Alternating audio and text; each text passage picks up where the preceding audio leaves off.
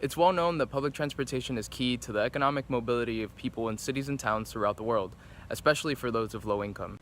This only becomes more vital as populations and urban areas continue to grow. While working in the Dominican town of Veron, I learned the role that technology can play in optimizing the existing transportation network of an informal and growing urban area.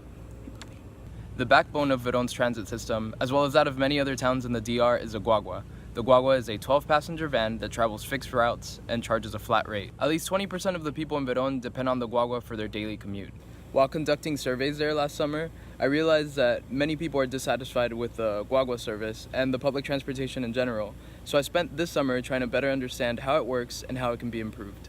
I worked with the local guagua company to map its routes and stops using GPS mobile devices, and I laid out this information on graphic maps. To improve the system, I'm proposing two technology-based solutions. The first is layering the maps that I created with information from other projects done in the area. I did this to identify pockets of populations underserved by the guaguas. The resulting map could inform a redesign of the routes to service a larger number of people.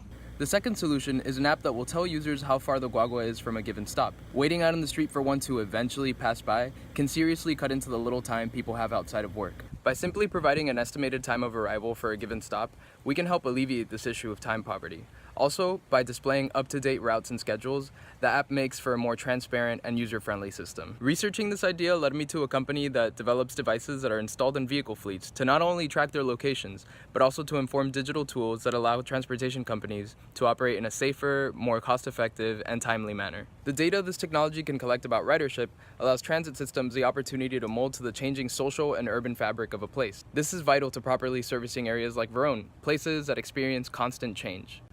The true beauty of this technology is that it is inexpensive and compatible with many different types of vehicles. This means it can adapt to existing transportation networks and inform improvements that are true to the context rather than imposing well-intentioned but disconnected solutions.